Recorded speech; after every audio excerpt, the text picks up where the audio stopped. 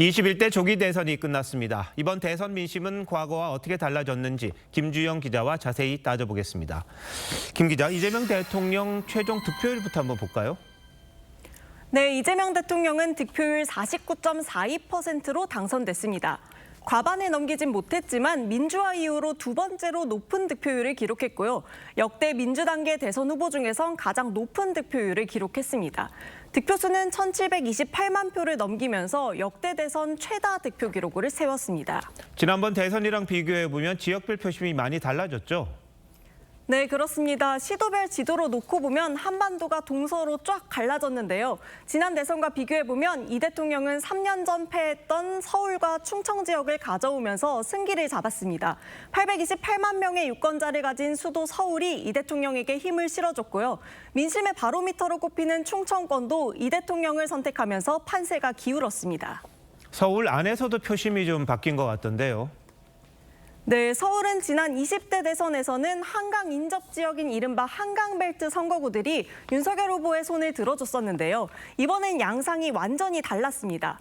영등포, 성동, 광진, 강동 등 한강벨트 지역 대부분이 이 대통령에게 돌아섰고요. 김문수 후보가 우세했던 곳은 강남 3구와 용산 4곳뿐이었습니다. 민심 바로미터라고 불리는 지역에서도 변화가 좀 있었다고요? 네, 지금 지도에 표시한 6개 선거구가 민주화 이후 저번 대선까지 백발백중 모든 대통령을 맞췄던 지역구입니다. 공교롭게도 충청 지역에 모두 다 위치해 있는데요. 저번엔 이 6개 선거구 모두가 윤석열 후보의 손을 들어줬었는데 이번엔 이 중 4개 지역구에서 이 대통령이 1위를 했습니다.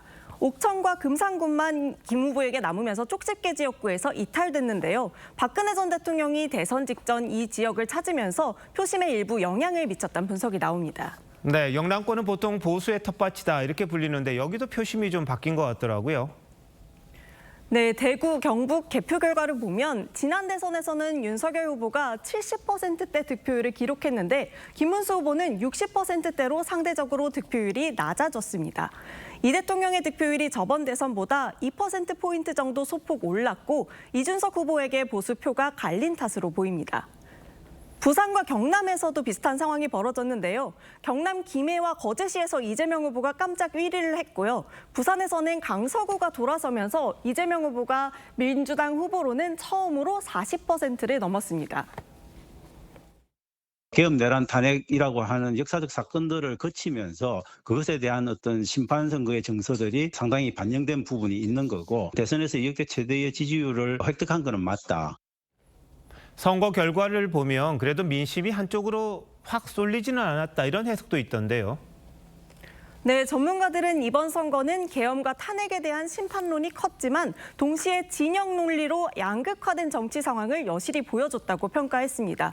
김문수 후보와 이준석 후보 표를 합쳐보면 국민이 절반으로 나눠진 상황은 크게 나아진 게 없다는 건데요. 이전 대선과 비교해보면 이재명 후보의 지지율은 1.6%포인트 오른 데 그쳤습니다. 결국 이재명 대통령도 자신을 지지하지 않은 과반의 국민들을 설득하고 통합하는 숙제를 안게 됐다는 지적이 나왔습니다.